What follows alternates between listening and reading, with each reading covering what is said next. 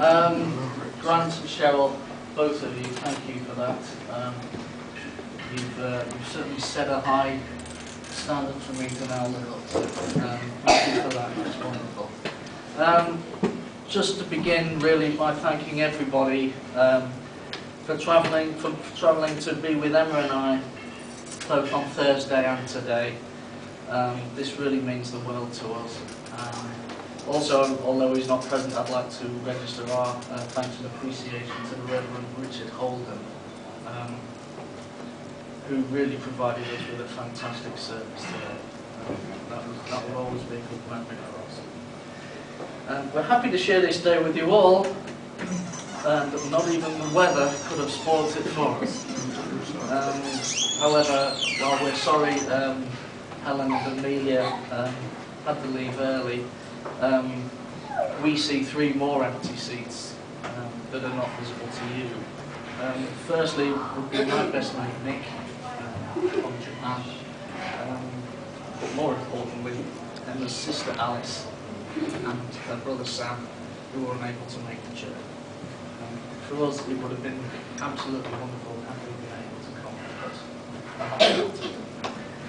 us. So as you've heard, it's been an exciting and an eventful journey to this day, of course not least with Grant and Ginny arriving, and also Cheryl's surprise at the house. But now we're here, and I can say the most important bit from the bottom of my heart, that I'm the happiest and luckiest man in the world to have married this beautiful woman.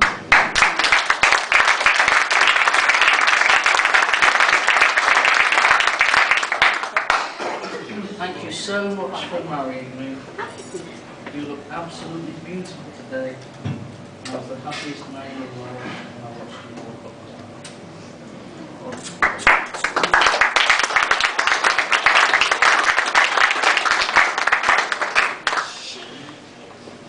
I love you more than I will ever know how to say, and I will do so.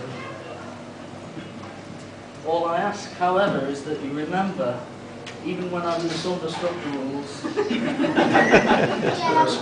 and have to spend the night on the couch, or for more serious misdemeanors, on the shed. In the shed.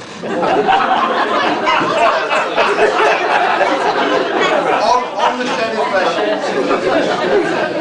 we do have couchable and sheddable offences, and I have learned the hard way to never suggest to Emma that she's sort of Australian.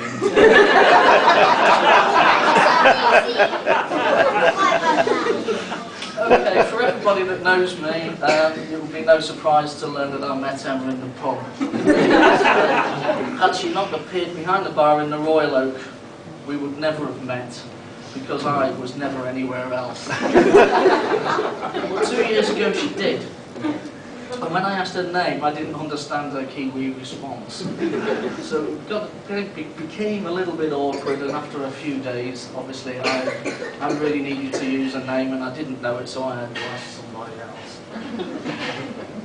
Myself and a few of other great minds would regularly stand in the corner and moan about our jobs, the quality of beer, and life in general.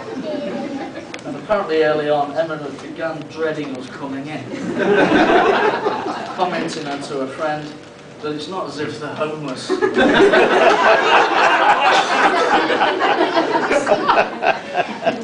But anyway, as the days and weeks passed, we began to get to know each other. I noticed myself looking at Emma a little bit longer than I would have normally done to her.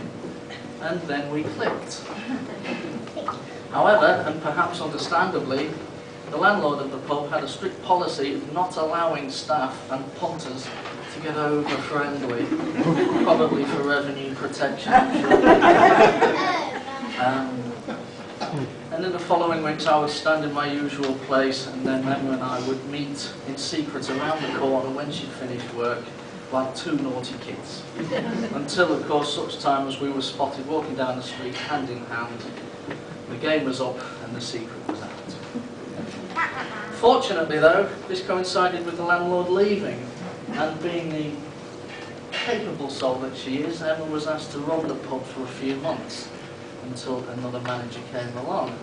This gave Emma the chance to demonstrate her beer keeping skills. And I can honestly say the pint was never better. I then knew that Emma was the one for me.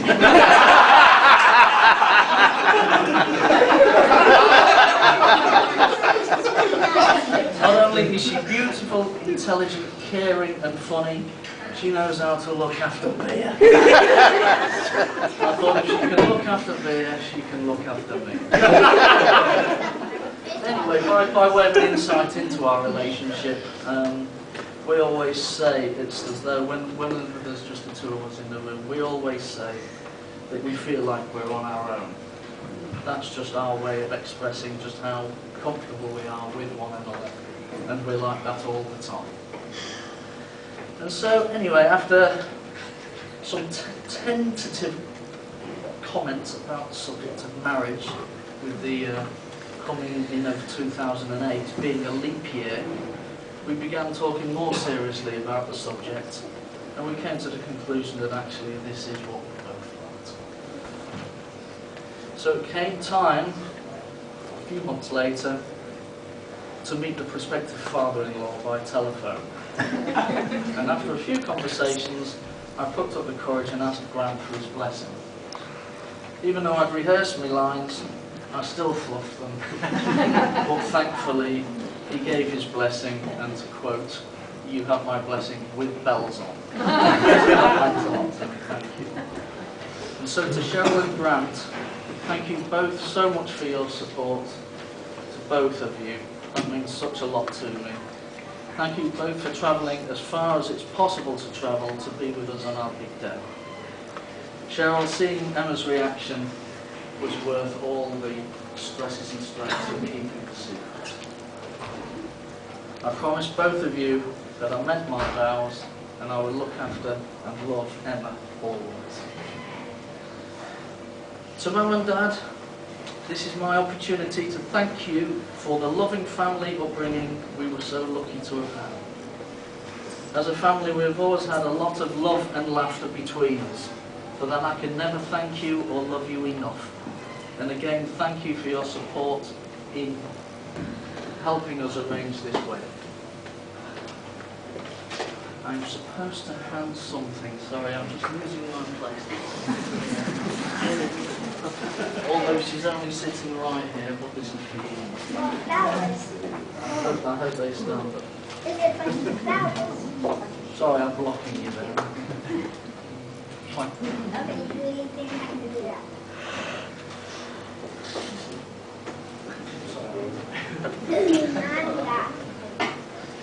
To my second mum, Auntie Jan,